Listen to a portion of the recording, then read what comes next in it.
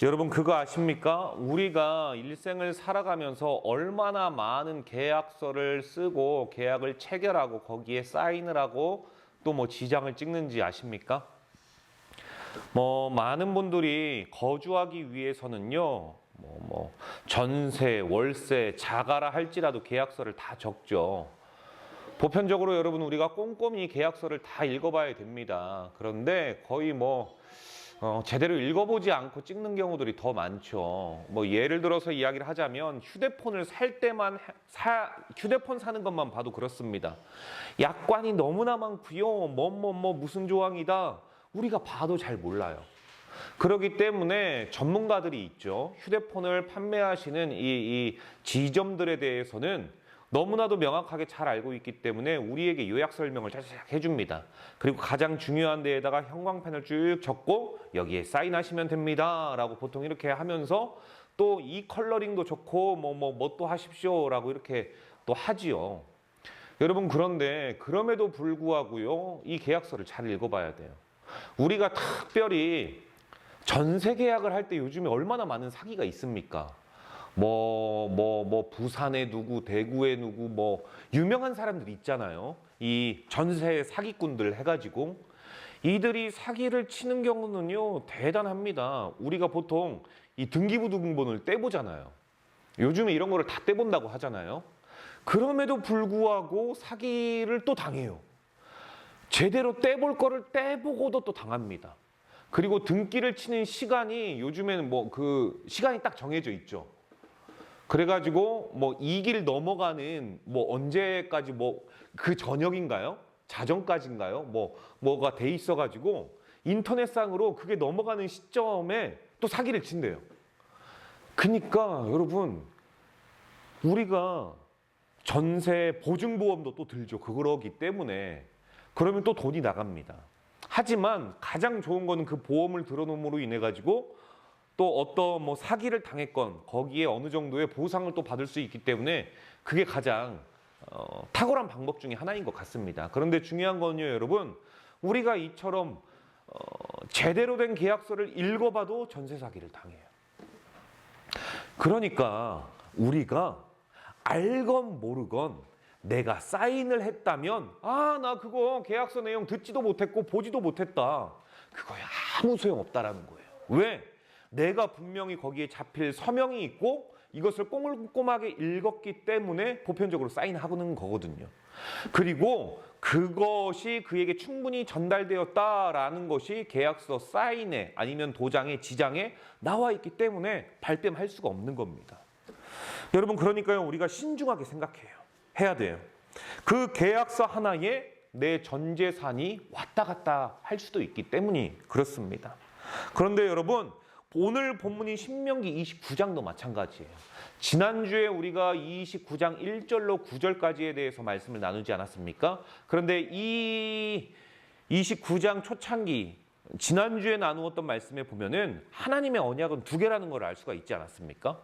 그러니까 시내산 호렙산에서 맺었던 율법을 근거로 맺었던 광야 세대 출애굽 1세대와 맺었던 계약, 그리고 그 1세대가 다 역사의 뒤안길로 사라지고 나서 이제 그 다음 2세대 광야 2세대와 모압 땅에서 다시 맺었던, 어찌 보면은 이 언약은 실존법이라고 이야기를 할 수가 있죠. 살아가면서 어떻게 해야 되는 것인지 거기에 대한 연속성상이기 때문에요. 여러분 이것은요, 하나님께서 이스라엘 백성과 언약을 맺는 장면이라는 것을 우리가 알 수 있어요. 그러니까 이 말씀은요, 여러분 우리가 잘 들어야 돼요. 이게 하나님과 우리 사이에 맺어지는 언약이라면, 이게 마치 전세 계약, 이 전세 계약도 우리가 등기부등본을 떼어보고 혹여나 하면서 이 보험도 들어놓는데 하나님께서 나와 절대자와 맺는 이 계약을 우리가 그냥 경으로 여기면 안 되겠죠. 정확하게 봐야 된다는 겁니다. 그리고요, 여러분 이 언약은요 단지 과거의 문서가 아니에요. 오늘 본문에 명확하게 이야기를 하지요. 이 언약은 구약의 백성들만의 이야기가 아니라 오늘을 살아가는 우리 신앙인들, 그리고 오고 가는 모든 세대들에게 여전히 유효한 계약이다. 자, 그렇다면 이 언약은 누구와 맺어진 계약이며 어떤 뜻과 어떤 내용을 담고 있는가? 그리고 그것을 우리에게 무엇을 하시기를 바라면서 요구하고 있는가, 이거를 우리가 알아봐야 되지 않겠습니까? 그래서 첫째, 이 언약은 모든 세대와 계층을 포함한 하나님의 부르심이다. 이게 10절에서 15절까지의 내용이에요. 10절에서부터 15절까지의 내용을 보면요, 하나님께서요 이스라엘 전체를 다 부르십니다. 그 대상이 누구냐? 지도자, 장로, 남자, 여자, 유아, 심지어 나무 패는 자, 물 깃는 자, 이 모든 사람들까지 다 불러요. 어디 그뿐인가요? 고대 시대에는요, 이름조차 기록되지 아니했던 이방인, 객. 여러분, 객이 뭡니까? 유랑자와 같은 거죠. 다른 나라에 살지만 여기에 머무는 사람이 아니라 잠깐 한 4, 5일 정도 있다가 길게는 한 달 정도 있다가 떠나가는 외지인들이 있잖아요. 그거를 우리가 보통 이방인이라고 합니다. 그리고 객은 누굽니까? 객식구. 우리와 함께 살아가는 객식구들이 있잖아요. 그러니까 그분들은 사실 가족이라고 생각을 안 하잖아요. 그런데 하나님께서는요, 그들까지 지금 다 부르는 거예요.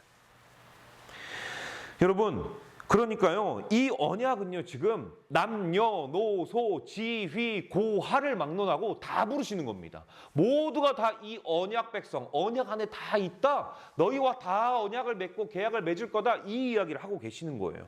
그러니까요, 이것은요, 이 말씀을 듣는 모든 자에게 순종을 요구하고 계시는 겁니다. 그리고 이 언약은요, 이 당시뿐만이 아니에요. 우리 15절 한번 볼까요? 15절 읽어볼게요. 제가 15절은 이렇게 말하고 있어요. 오늘 우리 하나님 여호와 앞에서 우리와 함께 여기 서 있는 자와 오늘 우리와 함께 여기 있지 아니한 자에게까지이니. 누구예요? 우리. 이 자리에 우리 없었잖아요. 그런데 지금 명확하게 하나님께서 단서 조항을 하나 이야기를 하셨잖아요.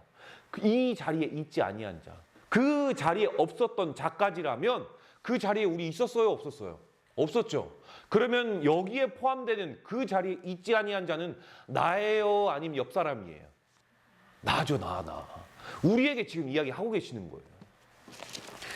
그래서요, 여러분, 이 언약은요, 여전히 유효합니까? 유효하지 않아요? 유효하죠. 왜냐? 단서 조항이 붙어버렸잖아요. 이 자리에 함께 참여하지 아니한 자도 포함이 된다라고 했으니 여전히 우리에게도 이 언약은요, 유효해요.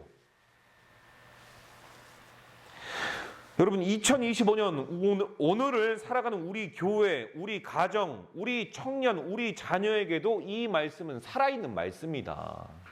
그렇다면 오늘을 살아가는 우리에게 하나님께서 요구하시는 것은 무엇이냐? 먼저 우리는 이 언약 앞에서 지금 내가 서 있다라는 사실 너희들이 잊지 마. 그러니까 하나님께서 이러시는 거죠. 그러니까 이 자리에 있지 아니한 자까지, 그리고 모든 사람들을 다 불렀다고 했잖아요. 이거예요. 나 지금 너 앞에 서 있다. 나 지금 너 보고 있다. 그러니 자각해. 너희들이 지금 누구 앞에 서 있고 누구 앞에서 반응하고 있는지, 그리고 누구의 말씀을 듣고 있는지 반응해. 제대로 반응해. 지금 이겁니다. 이 언약은 세대를 잇는 신앙의 책임감을 가지라는 거죠. 내가 지금 이 앞에 서 있다. 자각해라. 이게 무슨 말이에요? 책임 의식을 가지고 살아가. 함부로 살아가면 안 돼. 단지 신앙이요, 나 하나 잘 믿고 너 하나 잘 되는 그것이 아니라는 것이죠. 이 말을 빌어서 이야기를 하자면요, 너 하나로 인해서 너의 가정, 너 하나로 인해서 너의 일터, 너 하나로 인해서 너가 관계 맺는 모든 사람들에게까지 하나님의 선한 영향력을 미칠 수 있고 끼칠 수 있고 향기를 전할 수 있어. 그러니 제대로 잘 믿어. 그러니까 한마디로요, 이 반응은요, 공동체를 세운다라는 거예요. 나아가서 사회와 주변, 교회를 든든하게 한다라는 거 아니겠습니까? 근데 이 말씀을 우리가 반대로 한번 생각해 보시게요. 이 언약의 하나님의 말씀에 내가 순종함으로 나아가지 않는다면 어떻게 될까요? 반대로 해요. 나라는 사람이 하나님 잘 믿고 순종으로 잘 반응해서 그 결과를 많은 사람들에게 영향력을 끼치면서 살아갈 수밖에 없는, 하나님을 믿으면, 제대로 믿으면 영향력을 끼칠 수밖에 없는 거거든요. 향기가 안전할래야 안전할 수가 없는 거예요. 자, 그런데 반대로 이에 반응하지 않고 순종하지 아니하면 여러분 똑같습니다. 그러니까 잘 믿어도 하나님의 선한 영향력을 끼치지만 제대로 못 믿으면요 하나님의 영향력이 아니라 악한 영향력이 가는 거예요. 내가 하나님을 제대로 신앙하지 아니하고 하나님 말씀에 순종하지 않는다면, 우리가 이번 주에 설교 들었잖아요. 하나님의 말씀은요 거울과 같아서 우리가 거짓인지 아닌지 알 수 있다. 내가 마스카라도 했고요, 여기 저가 수염하면서 여기가 안 깎였다라고도 말씀드렸어요. 이걸 깎는 게요 순종이에요. 이게 고치는 게 순종입니다. 그런데 이 마스카라가 번졌네, 수염이 제대로 깎이지 않았네, 이거 가야지 하면서 옷 입고 간다면 이거는요 반응한 게 아니죠. 잘못을 알고 있음에도 불구하고 반응하지 않은 게 되지 않겠습니까? 지금 이게 그거와 같은 거예요. 하나님 말씀에 우리가 순종하지 아니하면은요 우리의 삶은요 어찌 되었든지 간에 선한 영향력이 아니라 악한 영향력을 끼치게 되어 있어요. 여러분, 악한 영향력을 끼친다라는 건요 죄죠, 죄. 즉 우리 올해의 신앙표, 하나님께서 기뻐하시는 선을 선택하는 성도가 되어야 되는데, 이 선을 선택했다, 하나님 말씀을 내가 딱 집어가지고 그것을 순종으로 반응해 나아가겠다, 이건데 하나님의 말씀 들었으면 됐지 하면은 이게 악한 영향력이라는 거예요. 여러분 그거 아십니까? 우리가 하나님 앞에 반응하지 않으면요 사람은 말이 필요 없이 죄를 짓게 되어 있어요.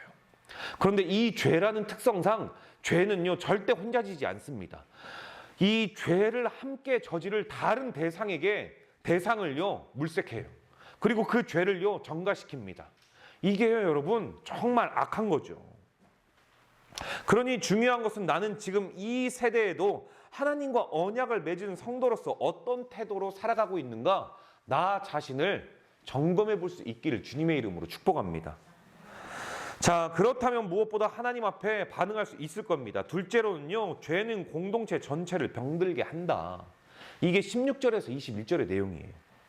자, 16절부터 이 언약을 어길 때 나타내는 죄의 심각성을 말하고 있는데요. 18절의 말씀입니다. 너희 중에 남자나 여자나 가족이나 집하나 오늘 그 마음이 우리 하나님 여호와를 떠나서 그 모든 민족의 신들에게 가서 섬길까 염려하며 독초와 쑥의 뿌리가 너희 중에 생겨서.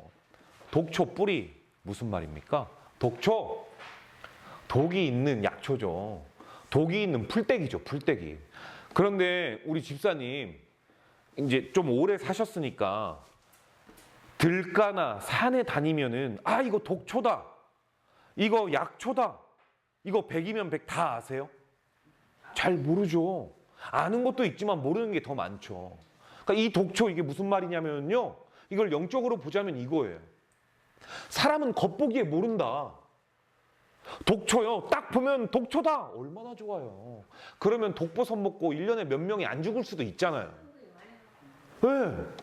이 독초 딱 봐가지고 저게 독초라고 써 있으면은 여러분 신만이들 중에서도요 이 먹다가 배앓이 하시는 분들이 있다고 하잖아요. 버섯 같은 거 비슷하게 생겨가지고. 이와 같아요. 겉보기에는 독초가 알 수 없듯이 겉보기에는 그 사람이 악한지 악하지 않은지 모릅니다. 그런데요 이 독초는요 결국요 그 사람과 주변인들을 병들게 합니다. 그리고 무엇보다도 이 독초는요 뿌리가 관건이에요. 일단 쑥은 얼마나 씁쓸합니까? 제가 살아간 이 고향에는요 인진쑥이라고 있어요. 그 쑥을 쫙 다려가지고 이거를 또 이제 약을 복용하시기도 합니다. 근데 그걸 먹어보면요 쑥이 어찌나 쓴지요. 아무것도 들어가지 않은 그 진액은. 이 씁쓸한 쑥의 그 뿌리, 여러분 뿌리까지예요. 뿌리.